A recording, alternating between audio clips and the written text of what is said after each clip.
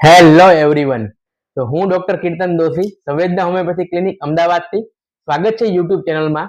આજે આપણે એક નવા ટોપિક ઉપર વાત કરીશું અને આજના ટોપિકનું નામ છે ફેટી લીવર ડિસીઝ.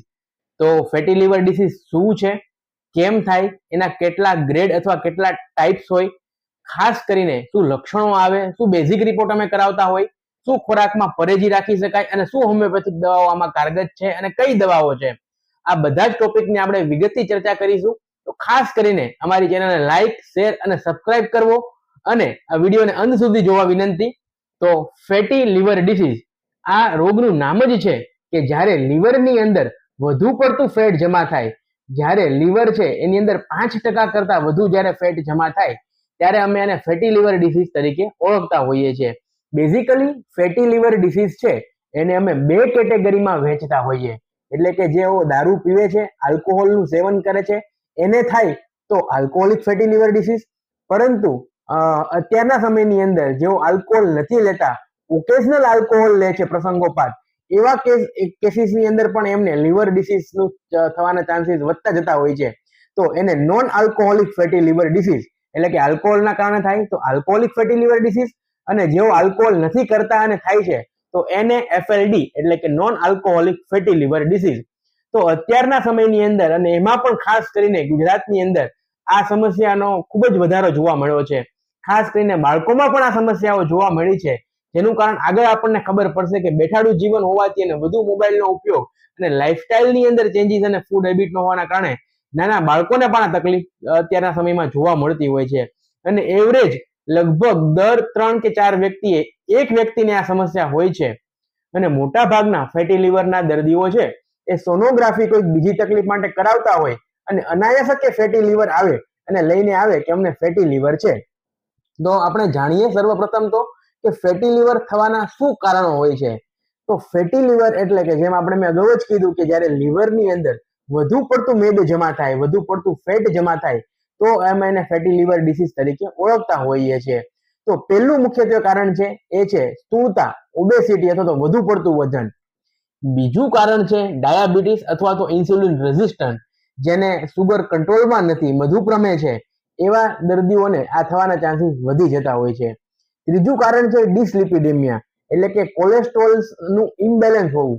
ખાસ કરીને ખરાબ કોલેસ્ટ્રોલ એટલે કે ટ્રાઇગ્લિસરાઇડ અને એલડીએલનું લોહીની અંદર વધારે હોવું અને જે સારું કોલેસ્ટ્રોલ છે એ ઓછું હોવું.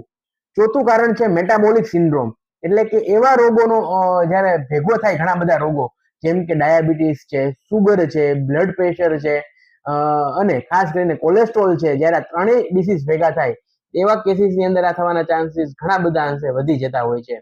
પાંચમું કારણ છે જીનેટિક એટલે કે એવા અમુક જીન્સ જોવા મળ્યા છે અને ખાસ કરીને વારસાગત જો તમારા માતા પિતાને કે ભાઈ બહેનને હશે તો પણ આ રોગ થવાના ચાન્સીસ વધી જતા હોય છે.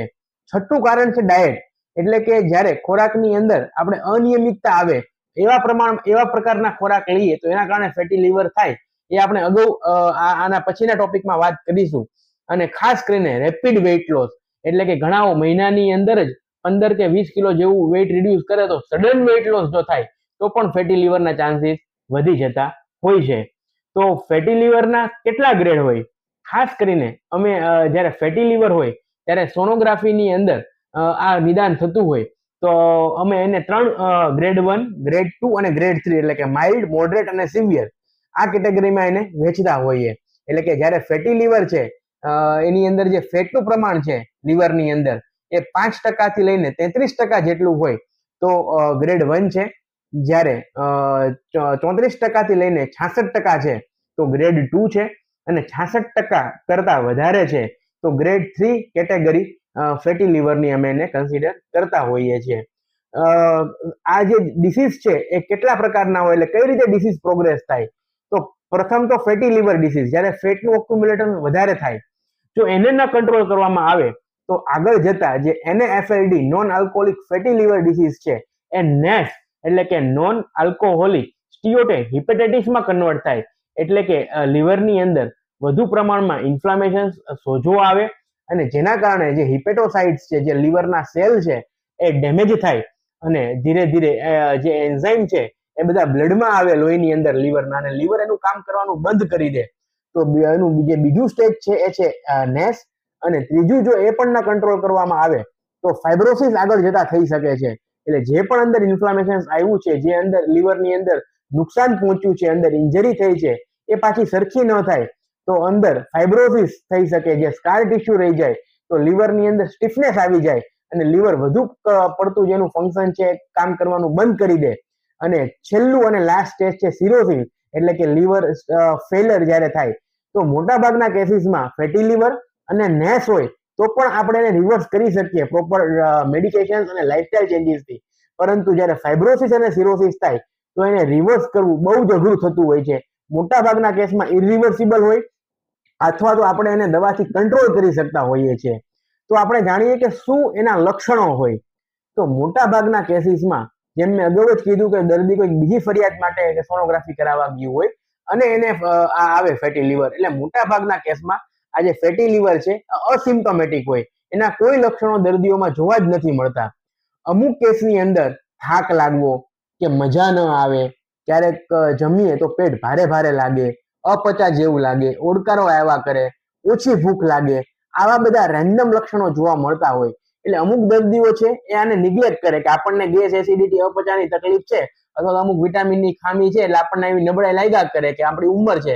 એટલે મોટા ભાગના કેસીસમાં આવા જ્યારે લક્ષણો આવે ત્યારે દર્દીઓ નિગ્લેક્ટ કરતા હોય. જ્યારે એ રોગ આગળ કન્વર્ટ થાય, જેમ જેમ ઇન્ફ્લામેશન વધે, લીવર એનું કામ કરવાનું બંધ કરે, ત્યારે ઇન્ફ્લામેશન વધારે થાય અને જ્યારે નેસમાં કન્વર્ટ થાય ત્યારે ખાસ કરીને લક્ષણો જોવા મળે. તો જેની અંદર ચામડીની અંદર ખંજવાળ આવે, ખાસ કરીને સ્પાઈડર વેઇન જોવા મળે, પેટની અંદર પાણીનો ભરાવો થાય, આ ઉપરાંત પગે અને આંખે ખાસ કરીને સોજા આવે, આ ઉપરાંત કમળાની અસર જોવા મળે, ઘણી બધી વખતે ઉબકા ઉલટી થાય, આ બધા જ લક્ષણો જોવા મળી શકે છે. અને જ્યારે end stage liver disease cirrhosis થાય તો હિપેટિક એન્સેફેલોપેથી એટલે કે બ્રેઇનનું જે આવરણ છે એની અંદર સોજો પણ આવી શકે છે. તો અમે આના શું રિપોર્ટ જનરલી કરાવતા હોય, તો ખાસ કરીને સોનોગ્રાફી ની અંદર આવી જતું હોય છે કે ફેટી લીવર છે કે કેમ. પરંતુ ફેટ કેટલું અક્યુમ્યુલેટ છે, કયા ગ્રેડનું છે, કયા સ્ટેજનું છે, એ જોવા માટે ઇમ્પોર્ટન્ટ છે સોનોગ્રાફીની જેવું જ ફાઇબ્રોસ્કેન, કે જે નોન ઇન્વેઝિવ છે, કોઈ પ્રકારની નીડલ ઇન્સર્ટ કરવામાં આવતી નથી, સોનોગ્રાફીની જેમ જ તરત રિપોર્ટ આવી જાય છે. તો ફાઇબ્રોસ્કેન આનો એક રિપોર્ટ હોય છે. ત્રીજું છે બ્લડ રિપોર્ટ, એટલે કે બ્લડ રિપોર્ટમાં ખાસ કરીને લીવર પ્રોફાઇલની અંદર અમે એસજીપીટી, એસજીઓટી જોતા હોય અને એમાં પણ ખાસ કરીને એનું જે રેશિયો છે એટલે કે એએસટી એલટી રેશિયો કેટલો છે, તો એએસટી અને એલટી નો રેશિયો 1 કરતા વધારે છે તો ઇટ ઇન્ડિકેટ કે લીવરમાં કઈક પ્રોબ્લેમ છે. જેટલો આ રેશિયો 1 કરતા વધારે એટલી લીવરની વધારે તકલીફ, તો એટલું વધારે ઇન્ફ્લામેશન એવું ગણી શકાય. ઘણી બધી વખતે સિરમ બિલિરુબિન છે કે પછી પીટીઆઈએનઆર છે, આ બધું પણ અમે જોડાવતા હોઈએ છીએ. બહુ જ રેરલી, ભાગ્યે અમુક જ કેસની અંદર લીવર બાયોપ્સી આ રિપોર્ટ પણ કરાવતા હોઈએ છીએ. તો ખાસ મહત્વનું હવે આપણે વાત કરીએ કે આ રોગ કઈ રીતે રિવર્સ કરી શકાય, કે ખાવા પીવામાં શું પરેજી રાખી શકાય. તો બેઝિકલી આ લાઇફસ્ટાઇલ ડિસીઝ છે. ખાસ કરીને જેનું વજન વધારે છે, જેને ડાયાબિટીસ છે, એવા દર્દીઓને આ તકલીફ વધારે છે. એટલે ફેટી લીવર શરૂઆતના સ્ટેજમાં નુકસાનકારક નથી, પરંતુ જો એને કંટ્રોલ ન કરવામાં આવે યોગ્ય સમયે તો આગળ જતા એનું દુષ્પરિણામ જોવા મળે છે. માટે યોગ્ય સમયે આનું નિદાન કરવું, આની સારવાર કરવી અને લાઇફસ્ટાઇલ ચેન્જીસ કરવો ખૂબ અગત્યનું જરૂરી આની અંદર છે.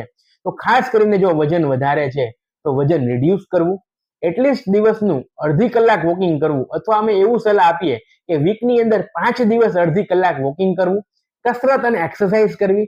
કેવી કસરતો કે એક્સરસાઇઝ? એરોબિક, કે જેની અંદર પરસેવો વળે, જેની અંદર પલ્સ રેટ વધારે થાય, વધે, એટલે ખાસ કરીને સાયકલિંગ છે, જોગિંગ છે, સ્વિમિંગ છે, આ બધી એક્સરસાઇઝ કરી શકીએ છીએ. ખાસ કરીને સુગરનું પ્રમાણ ઓછું કરી દેવું, એટલે કે જે લેવાથી કાર્બોહાઈડ્રેટ સડનલી તમારું બ્લડની અંદર પીક થાય છે તો કાર્બોહાઈડ્રેટ અને સુગરની આઈટમ ઓછી કરવી, તળેલી આઈટમ, ઘી, આ બધી જ વસ્તુઓ સદંતર બંધ કરવી. ડાયટની અંદર વેજીટેબલ્સ છે, ફ્રૂટ્સ છે, ખાસ કરીને ઓટ્સ છે એટલે કે હોલ ગ્રેન, આખા જે ગ્રેન્સ છે એની અંદર બ્રાઉન રાઈસ છે, પછી આ બધું જ વસ્તુઓ વધુ પ્રમાણમાં લઈ શકાતું હોય છે. જનરલી અમે દર્દીઓને એવી સલાહ આપીએ કે જેટલું તમારું વજન છે એનાથી 10% વજન રિડ્યુસ કરવાનો પ્રયત્ન કરવો. પરંતુ હા, સડન વેઇટ લોસ નથી કરવાનો, એટલે કે મહિનામાં 10-12 કિલો વજન ઓછું કરી દેવું એવું નહીં. આઈડિયલ વેટ લોસ જેટલું આપણી કેલરી છે એ બર્ન કરવાની, કેલરીનો ઇન્ટેક આપણે ઓછો કરવાનો અને ધીરે ધીરે એટલે કે મહિનામાં 2 થી 3 કિલો વજન રિડ્યુસ કરવાનો ટાર્ગેટ રાખીને આપણે અમુક મહિનાના અંતરે આપણું 10% વજન ઓછું કરવું. એટલે કે જેનું 90 કિલો વજન છે તો એટલીસ્ટ આપણે એનું 9 કિલો વજન આપણે રિડ્યુસ કરવાનો પ્રયત્ન કરવો, અને એ પણ 3 થી 4 મહિનાની અંદર. એક સાથે વેઇટ લોસ કરવાથી લીવર વધારે બગડી શકે છે. તો આ બધું જ જો કરવામાં આવે તો લાઇફસ્ટાઇલના કારણે આ કન્ડિશન છે રિવર્સ થઈ શકે છે. એટલે જ્યાં સુધી ફેટી લીવર છે કે નેસ છે ત્યાં સુધી કન્ડિશન આપણા હાથમાં છે, આપણે એને રિવર્સ કરી શકતું. એક વખત અંદર ફાઇબ્રોસિસ ને સ્કારિંગ થઈ ગયું તો આપણે એને બહુ અંશે કંટ્રોલ કરી શકતા નથી, આપણે રિવર્સ નથી કરી શકતા, આપણે રોગને કંટ્રોલ જ કરી શકીશું. અને હવે મહત્વની વાત આપણે કરીએ એ છે હોમિયોપેથિક દવાઓ. શું હોમિયોપેથિક દવાઓમાં કારગત છે? 100%. હોમિયોપેથિક દવાઓનો રોલ આની અંદર ખૂબ સારો છે. હોમિયોપેથીની અંદર 66 જેટલી દવાઓ છે, પરંતુ જે દવાઓ કેટલી કોમનલી યુઝ થાય છે જેવી કે કેલ્કેરિયા કાર્બ છે, કેલ્કેરિયા આર્સ છે, ચેલિડોનિયમ છે, કાર્ડસ મરીનસ છે, લાઇકોપોડિયમ છે, ફોસ્ફરસ, વેનેડિયમ, આ બધી જ કોમનલી દવાઓ યુઝ થતી હોય છે. પરંતુ જે દવાઓ છે એ દર્દીની તાસીર, બંધારણ અને ઓવરઓલ દર્દી અને બીજી પણ શરીરમાં શું તકલીફ છે આની સાથે, આ બધું જ કન્સિડર કરીને ડોક્ટર હોમિયોપેથિકના છે એ પ્રોપર હિસ્ટ્રી લઈને દવાઓ આપતા હોય છે. માટે કોઈ પણ દવા જાતે હોમિયોપેથીની મેડિકલમાંથી લેવી ક્યારેય હિતાવહ નથી. પ્રોપર ડોઝ, કેટલો ટાઈમ લેવી અને શું શું તમારા સાથે પરેજી રાખવી, એક ડોક્ટર તમને સલાહ આપશે એ મુજબ જો વર્તવામાં આવે તો આ રોગ અર્લી સ્ટેજીસની અંદર રિવર્સ થઈ શકે છે. I think that's all enough four today. ફરી ક્યારેક મળીશું કોઈક નવા ટોપિક સાથે.